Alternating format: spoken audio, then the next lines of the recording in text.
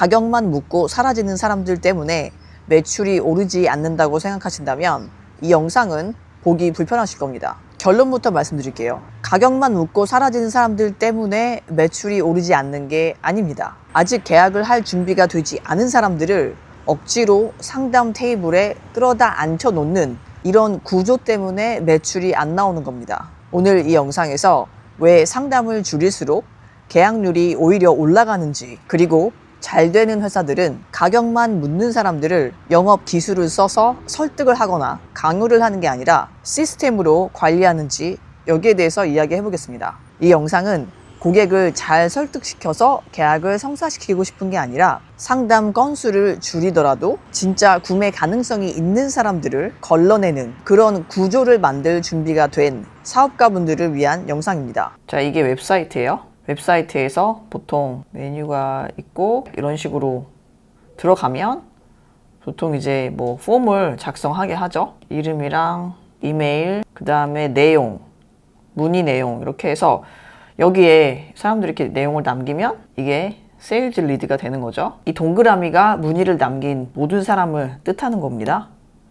그리고 이 중에서 가격만 묻고 사라지는 사람들이 대부분을 차지하고, 그 다음에 여기 남은 부분 있죠. 이 남은 부분이 의미하는 거는 진지하게 구매 문의를 하는 사람들입니다. 만약에 가격만 묻고 사라지는 사람이 전체의 80%고 진지하게 구매 문의 요청하는 사람이 전체의 20%라고 가정을 해볼게요. 우리가 구매 문의 상담을 처리하는 데 걸리는 시간이 만약에 일주일에 40시간이라고 가정을 하면, 자, 한 사람이 40시간 담당해요.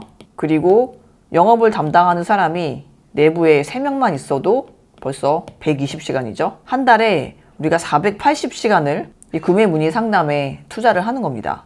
근데 480시간의 80%는 가격만 묻고 사라지는 사람들에게 투자를 하게 되는 거죠. 이거는 회사 차원에서 봤을 때 비용이 낭비되는 거죠.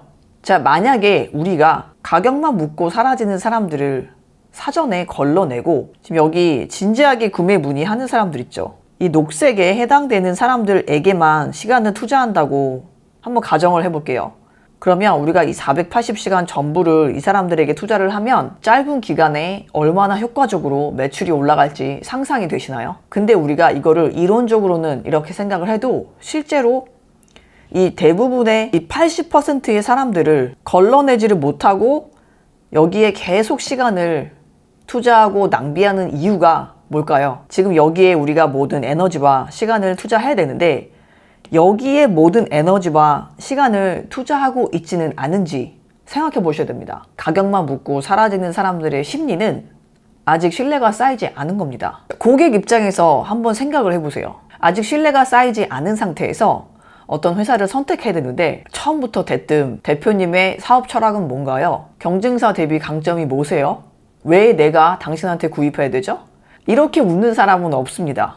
대신 가장 쉽고 리스크가 없는 질문을 합니다. 가격이 어떻게 되나요? 왜냐? 이거는 우리나라 문화에서 무례하게 여겨지지도 않고 진상으로 여겨지지도 않습니다. 아직 계약을 결정할 수 있는 그런 판단 기준이 없는 상태인 겁니다. 자, 진지하게 구매를 고려 중인 그런 사람들, 그리고 가격 조사만 하려는 그런 사람들. 자, 이 두 가지 타입의 사람들이 구매 문의를 할 때 지금 대표님 회사에서 이 문의를 처리하는 프로세스가 어떻게 되나요? 완전히 다르게 처리가 되나요? 아니면 동일하게 처리가 되나요? 대부분의 회사가 진지하게 구매를 고려 중이거나 그냥 가격만 묻고 떠나갈 사람이거나 똑같이 대응하고 똑같이 처리합니다. 제가 정말 많은 서비스 기업, 한국 기업들, 해외 기업들, 잘 되는 회사, 망하는 회사 분석도 많이 해보고 자문을 제공해 왔는데, 잘 되는 회사, 안 되는 회사는 이 부분이 달라요. 진지하게 구매를 고려 중인 사람들, 그리고 가격 조사만 하는 사람들 절대 똑같이 대응하고 똑같이 처리하지 않습니다. 근데 안 되는 회사들은 이 두 가지 종류의 사람들을 똑같이 대응하고 똑같이 처리를 해요. 보통 이렇게 대응합니다. 누군가가 이제 구매 문의를 해요. 그러면 첫 번째 단계, 받은 질문에만 대답을 합니다. 근데 진짜 심각한 문제가 뭐냐면 정말 많은 회사들이 놀랍게도 두 번째 단계가 아예 존재하지 않는다는 겁니다. 근데 잘 되는 회사들은 처음부터 이 두 가지 부류의 사람들을 구분을 지어요.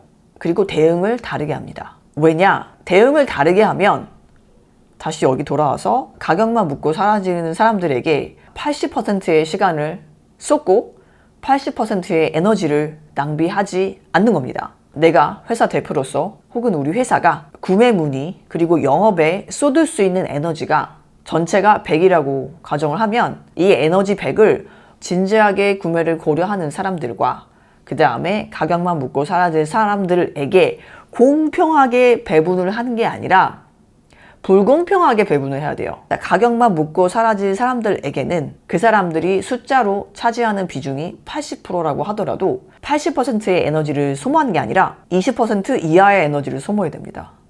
그리고 진지하게 구매를 고려하고 있는 사람들에게는 20%의 에너지를 쏟는 게 아니라 80%의 에너지를 쏟아야 됩니다. 근데 또 이렇게 생각하는 분들이 있습니다. 그래도 살 사람은 사지 않을까요? 네, 살 사람은 사긴 삽니다. 근데 그래서 더 위험한 겁니다. 자, 이런 식으로 운 좋게 가끔씩 한두 건 계약이 성사가 되면 지금 이 비효율적인 구조가 맞는 구조라고 착각을 할 수 있기 때문입니다. 자, 그럼 어떻게 해야 될까요? 잘 되는 기업들은 진지하게 구매를 고려하는 사람이 아닐 때 억지로 강요하거나 설득하거나 붙잡지 않습니다. 그 이유는 단순해요. 사지도 않은 사람을 억지로 설득하거나 강요하려고 쏟는 그 에너지와 시간을 절약할 수 있고 우리가 진짜로 시간과 에너지를 쏟아야 하는 사람들에게 집중을 할 수 있기 때문입니다. 근데 이렇게 두 가지로 구매 문의를 분류하는 거는 그냥 한 사람의 그때그때 기분에 따라서 결정을 하는 게 아니라 정확한 기준을 가지고 구조화된 시스템이 있어야 됩니다. 기본적으로 구매 상담 문의를 할 때 설득이 필요하다는 이야기는 이미 상담이 잘못된 방향으로 가고 있다는 신호입니다. 구매 상담, 세일즈 피치, 세일즈 콜 뭐라고 부르건 간에 이 자리는 설득을 하는 자리가 아니라 구매를 결정하기 위해서